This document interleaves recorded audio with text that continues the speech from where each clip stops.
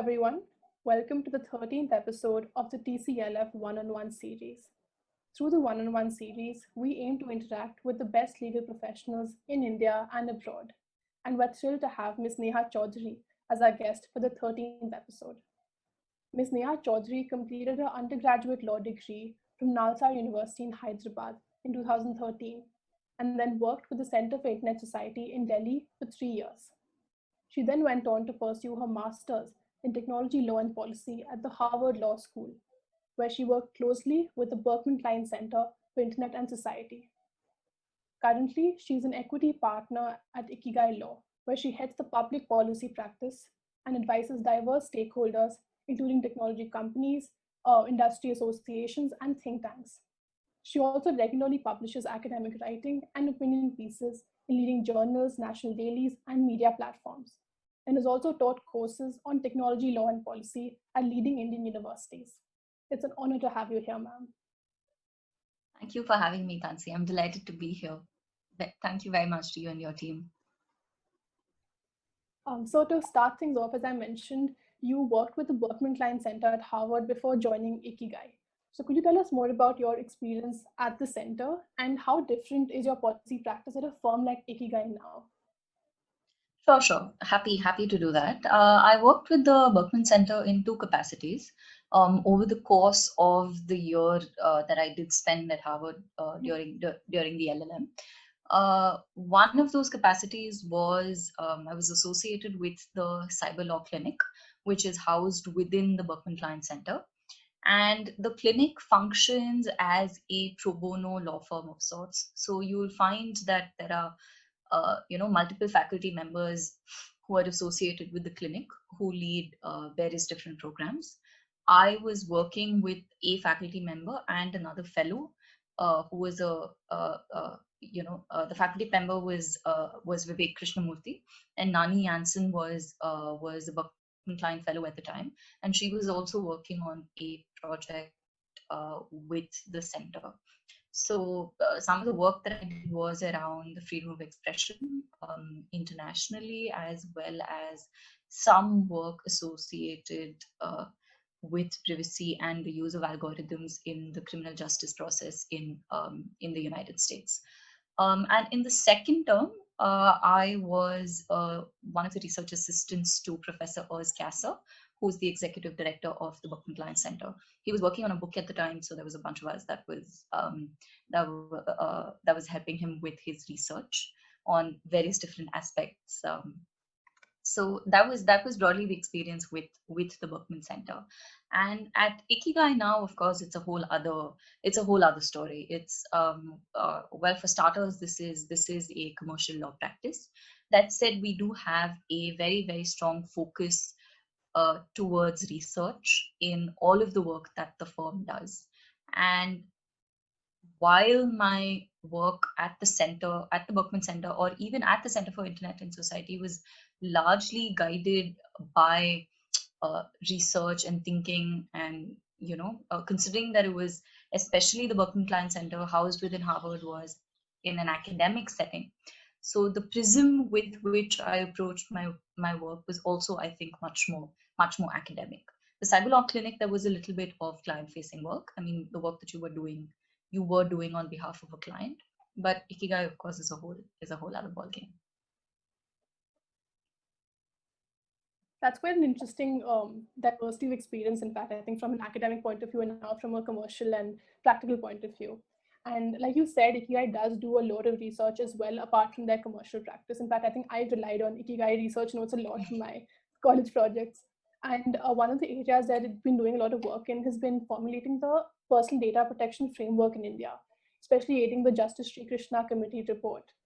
Now that the bill has been presented and is now under consideration, to what extent does the present PDP bill, that is the Personal Data Protection Bill, differ from the recommendations in that report? Sure. I'm happy to take that, Tansi. I just want to clarify that we haven't been directly working with the Justice Sri Krishna Committee. We've been advising clients, a whole bunch of clients, on the upcoming developments in India's personal data protection law. So that's just a small clarification that I thought I should put out. But yeah, you're right. Well, the way where we're currently at is that we have one version of the bill, the Personal Data Protection Bill 2019, which the government introduced into Parliament sometime last year, and a joint parliamentary committee is, as we speak, holding meetings and consultations around the bill, where they've invited a whole bunch of stakeholders to come and depose before the committee, and we're expecting that this process will continue for at least a few more weeks, if not months, uh, depending on which way the parliamentary session goes, of course. Now, this draft builds on an earlier draft that was recommended by the Committee of Experts constituted by the Indian government, chaired by Justice B.N. Srikrishna. Couple of, I think by and large, you'll notice that the drafts are similar in very many of the provisions that we've come to see as, I think, internationally accepted standards or global standards uh, for privacy and data protection. So things like notice, consent for collecting and processing personal information, what kind of rights should individuals who are data principals have over our data. So you and I, what is the level of control that we should have over our information? Even some kind of maybe alignment we see in both versions of the bill with the EU GDPR, for example, on say things like what should be the offenses and penalties. So in many ways, there are some of these areas that do overlap and that are common between the government's version and the Justice Sri Krishna Committee's version as well. A few differences that do stand out. One, of course, and I think both of them you'll notice are in the context of government access to information and the amount of control that the government has that the government has over information. The biggest one being what in the 2019 version of the bill is Section 35, which is the power of the government to exempt itself or any agency of the government from the application of the bill.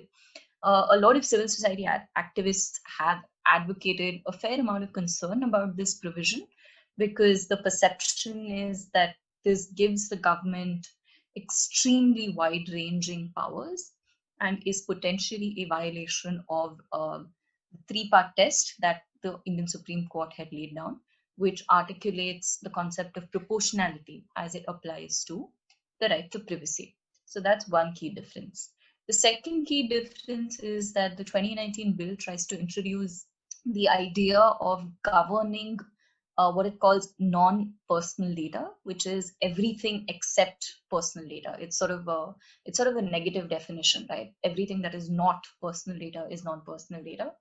But in practical terms, you'd imagine that it would include aggregated data, anonymized data, business information, where the government under Section 91 says in some conditions, for the purposes of better policy making, for example, the government may ask companies to share this non-personal data. And this, of course, is a significant departure from the draft of the Justice Sri Krishna Committee, because such a provision didn't exist. In terms of there are a couple of other smaller differences as well. There's this new idea of, actually this is a fairly big difference if you ask me. There's a new idea of uh, of the kind of powers and functions that the Data Protection Authority will have, especially juxtaposed to the kind of powers and functions the central government will have and the role that the central government will continue to make. I think in the Justice Sri Krishna draft, there were many things that were left to the DPA to introduce or even adopt as codes of practice, or the DPA would issue guidance on implementing various facets of the law. And it could also adopt codes of practice that the industry came up with. Say, for example, what should be the standards of anonymization we have, or what is industry best practice for collecting informed consent, or for giving notices that will be understood by as many people in the country as possible. I think the change now is that that a lot of this detail of the implementation will come through in the form of regulations, as regulations framed under the Person Data Protection Bill, which is a little bit of a change in terms of how you can expect delegated legislation and also the implementation of the bill to play out. If you have to rely at the end of the day on uh, fairly extensively on legislative and parliamentary processes to implement the day to day, there is a little bit of a risk the industry feels, and also that it can become a very sort of prescriptive framework as opposed to being a more consultative process. Yes, I think that is very important for the law to still remain flexible to a certain degree.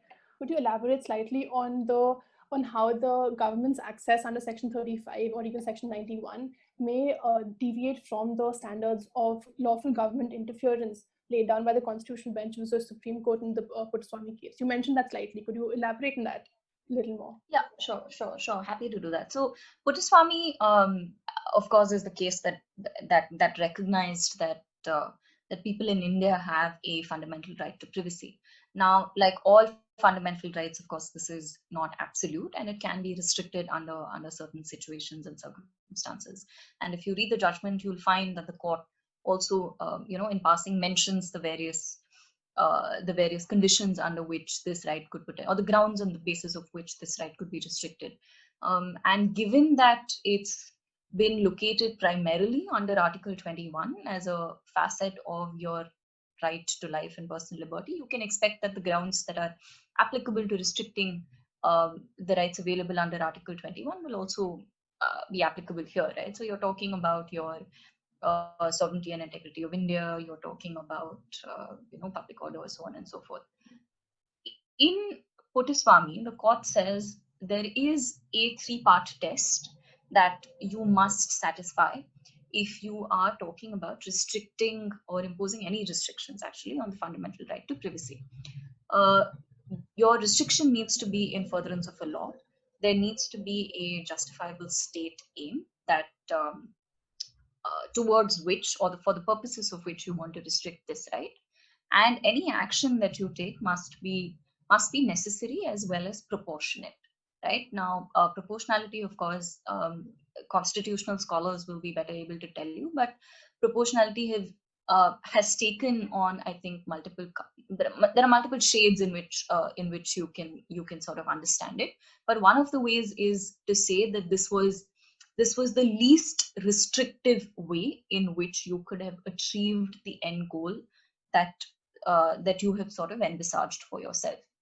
And in the difference between the 2019 draft and the Shri Krishna draft being that the Shri Krishna draft had explicit language that used the words proportionate, that said that any restriction that the government tried to place on the fundamental right to privacy would have to satisfy. They'd spelled out the elements of the three-part test, and they had spoken about proportionality as a key element, which is not something that you necessarily see coming through in Section 35.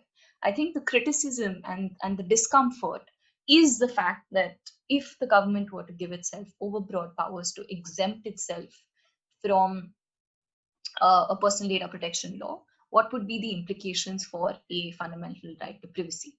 Because whenever you talk about the government, of course, you have to be mindful of the fact that there is a very real a power dynamic, the risk to personal liberties, the risk to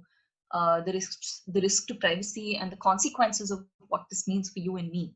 The ball game is completely different when you have the government being in control of your information. And I think that there is a lot of discomfort with the way the provision is currently worded. That, coupled with the fact that we don't particularly have any semblance of strong surveillance law safeguards in in our legal system, which is also an observation that the Justice Shri Krishna committee had made. If you read the final report of the committee, they had observed that our surveillance laws were in immediate and drastic need of reform. They had compared the Indian system with a couple of other countries around the world and said, in most modern democracies, you don't see the kind of framework that we currently have. We inherited our system from the Brits, and even the Brits have moved on, have completely changed their system, but we are yet to do so. So, coupled with, and the committee just refrained from getting into details about this because they felt that that was not their mandate, but clearly an important enough issue for them to flag. So, having a section like Section 35, or where the government is empowered to exempt itself from all or any of the personal data protection law, coupled with the fact that your surveillance laws are in an immediate need of a relook, I think that's the root of the anxiety. Yeah, I think that is a major drawback that has been flagged by a lot of people, in fact, and I do hope that the Joint Parliamentary Committee right now this is one of the areas that is under review right now, and that was extremely clear and lucid explanation of the law and what the bill says as of now. Now, the PDP bill also envisages very strict compliances with respect to collecting, storing, and processing of personal data for social media intermediaries. And thus, once enforced, the law governing these companies will change drastically. As someone who regularly advises businesses and companies on the regulatory front, what do you think are the practical effects of this bill in this context? And how have companies actually reformed their practices to comply with the anticipated change in law? So that's actually an interesting question because look, honestly, I don't know. We're yet to see whether this will in fact be the final version of the bill that does make its way through Parliament. But like the discussion that we were having around Section 91, for example, my personal opinion there is I don't think a personal data protection bill is really the place to be having a discussion around non-personal data. Similarly, I don't think a data protection bill is where you should be having a discussion on regulating social media intermediaries. You do have a parallel process that the Ministry of Electronics and IT, the MeitY, had begun some time ago to relook at the guidelines that have been framed under the rules that have been framed under the Indian IT Act for that are applicable to internet intermediaries, and that are the basis of the safe harbor protection as we understand it in law. So if you were to have a conversation around relooking at what the obligations should be for various intermediaries, including social media platforms, and of course that's a conversation that we should be having. Recent events, events of the past few years, I don't think anybody who's been following these events will disagree that that's a conversation we should be having. But I really don't think that a person data protection bill uh, is the place to be having that conversation. And I think that that's generally the perception across large sections of the industry, and also potentially even civil society, because you want this bill to be focused. You want it to get the job, to do the job that it's meant for, which is to operationalize our right to privacy, especially in the context of informational privacy. That's meant to be the purpose of the law. So let's have a bill that does that and does it well.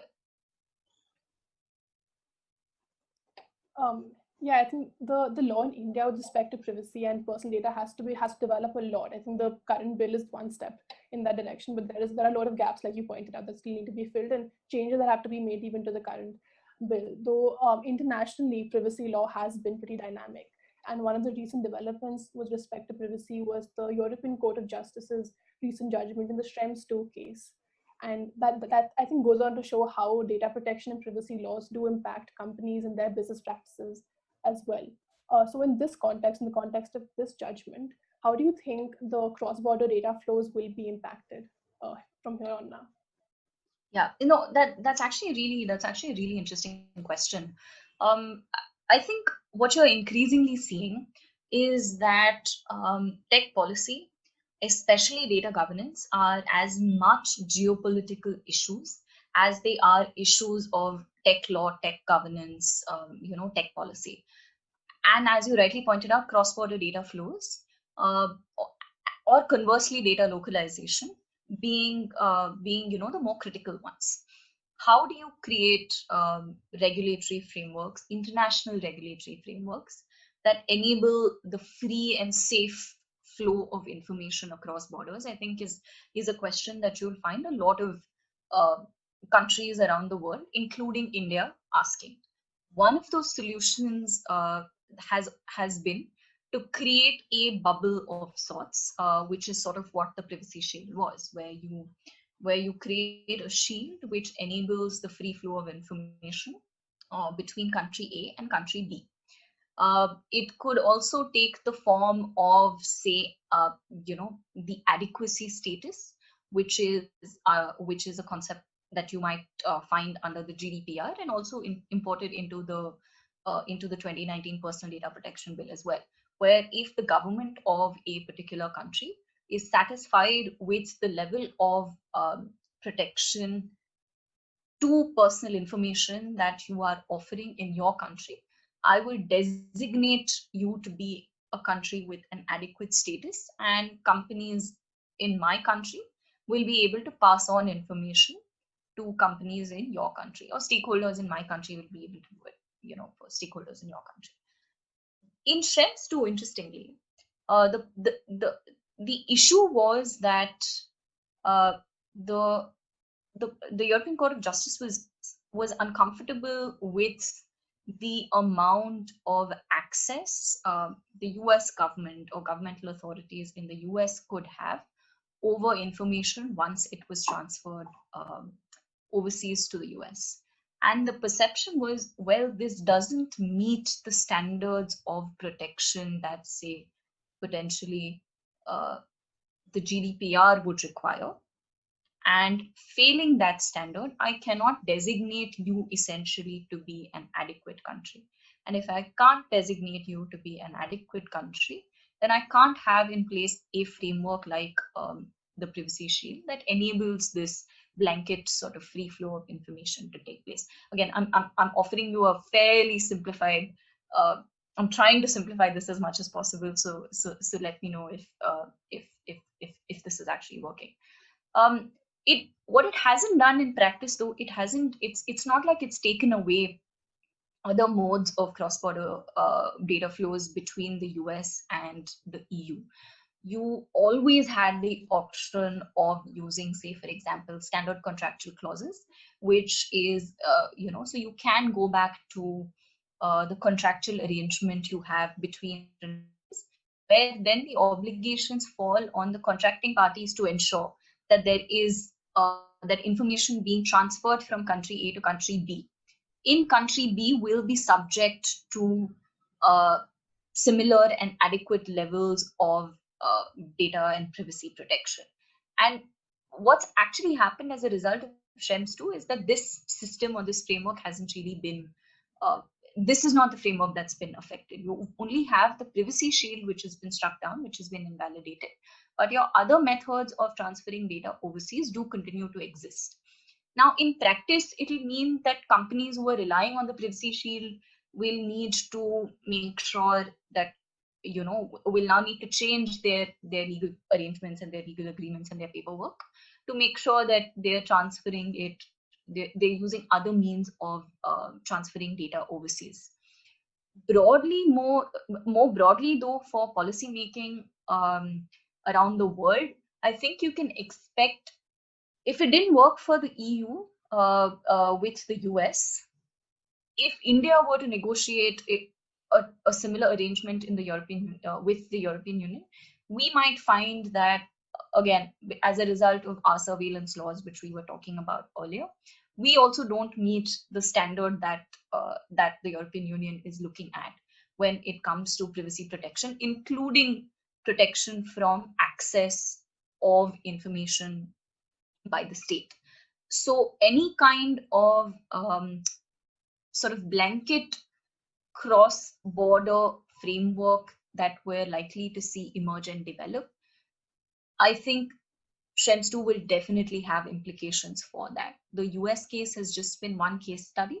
India has been negotiating, a free trade agreement with the European Union for a very, very long time now. And one of the reasons why it hit a little bit of a roadblock and was stuck is because we weren't making fast progress on our personal data protection laws. And I am talking about this. This goes back at least to the mid 2000s, if not before that as well. So clearly, you've already seen some geopolitical implications and ramifications of the kind of data protection laws that you have or you don't have in place in your country. And increasingly, countries are going to want to get into these kind of bilateral arrangements and agreements with each other, where they create safe bubbles for data transfers. India wants an adequacy status. It's been talking to the EU. It's also been talking to Japan to get designated as a safe country for the free flow of information into Indian borders. And of course, considering how critical cross-border data flows are to any industry right now, including very real implications in India for, say, for example, our outsourcing industry, right? So, 100% will have implications in the way we see our own laws shaping up. And this is maybe a model that you're likely to see play out with other countries which have similar legal systems or laws for government access to information in place as well. Uh, that was quite an interesting observation. I think even though this did affect the United States only, it does show the trend in how the European Union is perceiving privacy and the practices of the governments around the world. So I think following from that, in terms of the impact of international and national privacy jurisprudence, one more impact of the recent times has been the fact that increase in online activity caused by COVID-19 has brought the data protection and collection practices of various apps and online platforms under scrutiny. For example, TikTok recently and various other apps before that. Could you briefly explain how apps collect data legally and what practices tend to violate privacy and create legal or policy concerns? Yeah, sure. Happy to do that. I think okay. So in India, your standards for the law governing privacy and data protection right now is you have a framework under the IT Act. The IT Act is a 2000 is a year 2000 legislation that was framed, and in 2013 we framed rules, uh, which were called the Reasonable Security Practices and Procedures rules, which were framed in the year 2013. Yeah, and the this legal framework is that's basically the bedrock of all privacy and data protection in India at the moment, which essentially does a few basic things. It says that it requires every organization to have a privacy policy, and it requires organizations to collect consent to process only certain categories of data, which is sensitive personal data. So for processing all information, you don't necessarily need to take my consent, just a notice is enough.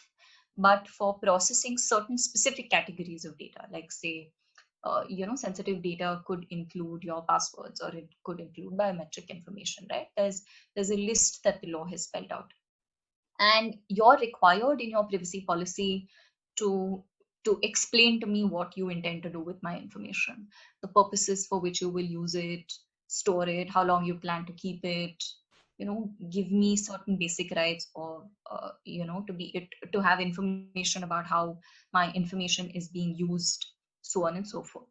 And a failure to have in place these reasonable security practices and procedures attracts a penalty under the law.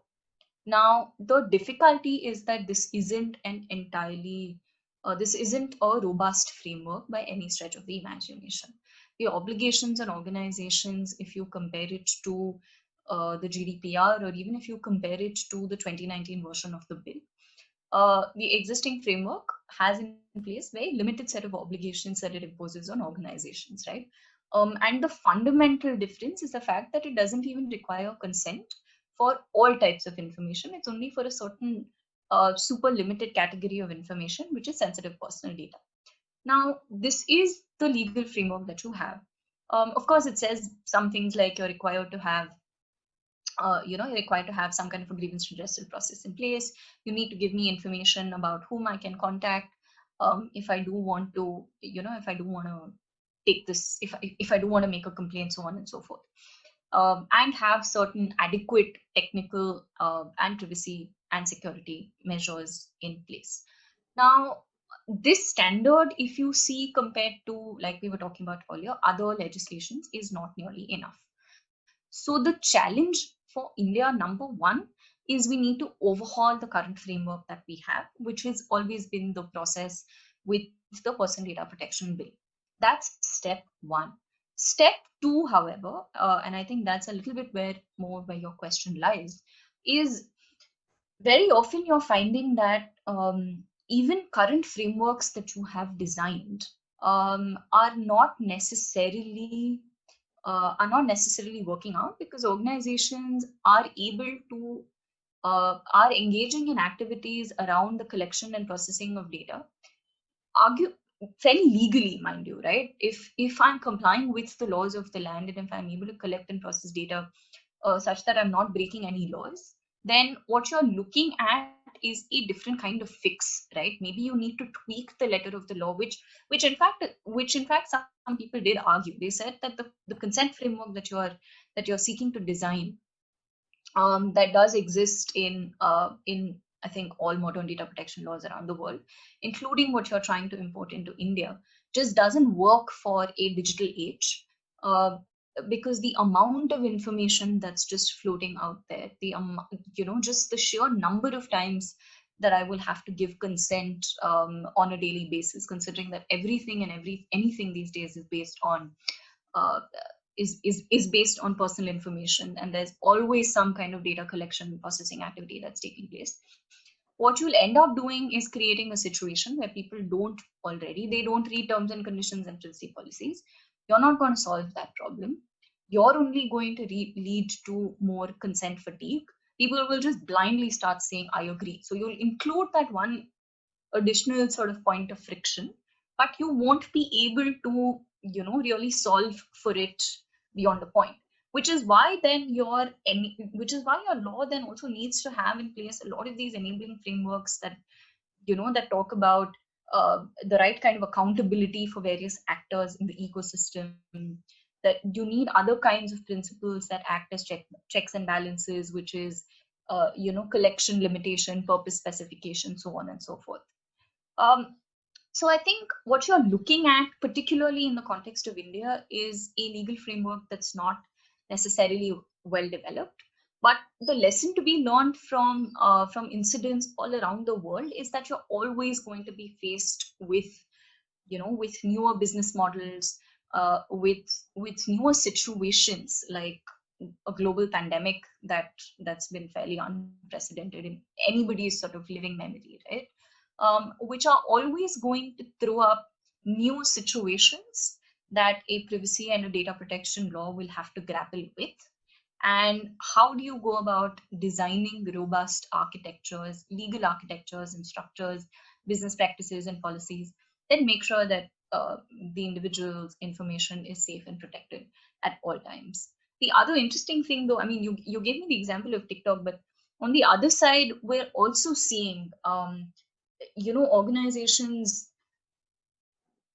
wanting to sort of get ahead of the curve and begin already complying, sort of future proof their business models and business practices, and think about complying with the personal data protection law right now, even before it has come into effect. Makes sense for them from a future proofing standpoint. It makes sense from being a responsible business standpoint. It makes sense. A lot of companies are, once upon a time, you may have argued that it is a key differentiator, and it could also be a competitive advantage, which some companies will still view it as. But in contrast, the flip side is also that if you are not privacy first, privacy aware, if you don't have in place strong safeguards that do take into account the individual privacy and protection of information at the very core and center of your business, you're going to lose out on a lot of market and commercial opportunities as well, because a lot of other organizations and users would want to associate with businesses that were serious about user privacy. In some cases, it could also be as a result of an external legal system like the GDPR. If you are a company who is subject to the GDPR in the European Union, one of the obligations that the regulation imposes on you is that anybody with whom you do business must also have in place an adequate and appropriate level of privacy safeguards and protection. So a lot of companies who are based in India, who are downstream, maybe in the outsourcing industry, or who are maybe other kinds of data processors, as a result of contractual agreements with various companies in the EU, you'll find are becoming a lot more privacy conscious and privacy first. So I think it's a sort of fairly complex landscape. COVID has, of course, really changed the way we have a conversation about individual privacy, particularly in the context of healthcare and health tech, I would say. But as regards other kinds of business practices and procedures, I think you were always having those conversations, and will continue to have them with or without the pandemic. Yes, that is quite true. In fact, I think, and just from the way that governments are reshaping there, I think India was one of the last ones to do it, but we still are beginning to reshape our privacy policy laws. And like you said, though, apart from being a conversation that governments and businesses were having, now privacy has become a conversation that people are also having, primarily due to the pandemic, but also because of general nationwide and international conversation. And like you mentioned, that the way in which it interacts with healthcare and policy is also very complex. And I think one way in which this was shown right now was with respect to contact tracing frameworks, and how there seemed to be an apparent dichotomy between the right to privacy and protection, and also safeguarding collective interests like security or healthcare or welfare. And so, what do you think? What is your opinion on how India implemented the contact tracing framework through the Arogya Setu app, and also in terms of how it compares with other countries like the UK, South Korea, Singapore, and how they've implemented their contact tracing frameworks? Sure. Look, I think the jury is a little bit out on contact tracing. I have some colleagues internally who feel that contact tracing works. I have some who are of the opinion that this is not necessarily something that we should be. Maybe there were better solutions that could have been and should have been explored. I think with India, the danger has look. I think it's the fact that they came out with a protocol for Arogya Setu post facto. To me, I feel like that's the bare minimum thing that could have been done. But honestly, it's stuff that should have happened before. Whenever, to my mind, whenever there is government that's involved in any kind of in any situation when the government is sort of relating to individual privacy, and creating scenarios where there's going to be an interface of the government with the individual privacy, you need to have in place the adequate legislative backing, and the frameworks that sort of enable and allow you to do all of this, right? That's also meant to be the promise of the Puttaswamy judgment, that there needs to be a law, that there needs to be a legitimate state aim, and that there needs to be a necessary and proportionate action that you do take. So I think that's the way that I would have liked to have seen it happen. Arguably, and again, this is an argument that I've also heard be made, right? That the government was potentially deriving legitimacy from the various acts that you had in place to control everything that was having as a result of the pandemic. I don't think that that's not an argument that necessarily works for me. I would have liked to very much have seen a legislative framework or a strong, law under the Constitution, essentially, framework that dealt with things like Arogya Setu. Because and we've been down this road before, right? You can say that, hey, well, it's just an app that I've created, and that in any case I'm not mandating the use of it, but that is in fact we know to not be true. There are very many things that you can't do anymore, including, I think, pass through an airport very easily if you are not using the Arogya Setu app. And the legal framework that accompanies all of this is a little bit circumspect.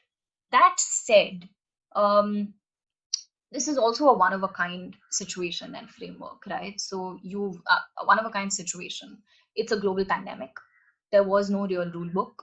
Everybody was sort of trying to figure it out um, as they sort of went along, which is also an argument that I've heard in favor of the contact tracing app in itself. There was a I forget if this was a directive by one of the ministries in the central government, or whether it was the government of Karnataka that came up with it.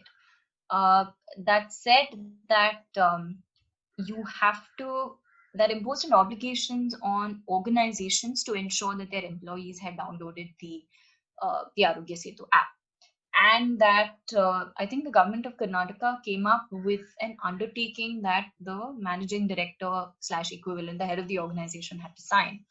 And one of the things in that undertaking was that yes, every employee in my organization has downloaded the Arogya Setu app, and you have to sign that, and you have to give it to the government. So clearly, we've seen the evolution of various ways in which the use of this app has been made mandatory. I've held out for so long, but I'm also not really stepping out anywhere, and I'm okay not using the app for right now. But yeah, I think the legal framework is is a little bit circumspect, and I think in contrast, you'll find a lot of the other countries that did roll out contact tracing protocols did so under with legislative backing and legislative authority. It's one thing for the government to come up with an app and act as a service provider and say, hey, this is an app that I've rolled out. If you want to use this app, then you're bound by the terms of use and sort of privacy policy of the app, in which case your government is acting as a service provider and will arguably be subject to the frameworks that the IT Act provides you, that any other business is subject to. But when the government here is performing state function, then you need to have a sort of strong privacy first ecosystem, legal ecosystem in place for whatever it is that you do, whether it's including a contact tracing app that millions of people in your country will potentially be using. And I haven't, quite honestly, I haven't seen, Arogya Setu is not the only one, right? You have multiple state governments that have come up with their own version of contact tracing apps. You have governments that have launched apps for, e-pass. You need to register if you're coming into the state, moving out of the state. I know different state governments have their own version. I mean, you run a search in, I use an Android phone, so you run a search for contact tracing or Arogya Setu in Play Store, and you will get so many other related apps that pop up. And there is, what's the law? I think that does leave us with a lot of food for thought in terms of how, what is the law that is governing all of these practices, even if they are necessary. And while I'd love to pick your brain even further, I think this is where we can end this for today. Thank you so much, ma'am, for taking out the time to have this conversation. I personally learned so much. And I think for anyone who has the slightest bit of interest in privacy and what are the laws governing our daily practices and companies that collect our data, I think this was extremely insightful. And especially the fact that you could give an academic as well as a commercial and practical point of view for every answer. So thank you so much for thank you. Time. Thank you, Tansi. I'm very glad. I had a great time today. So thank you very much to you and all of your colleagues at the Contemporary Law Forum for having me here, and congratulations on all of the wonderful work that you've been doing so far.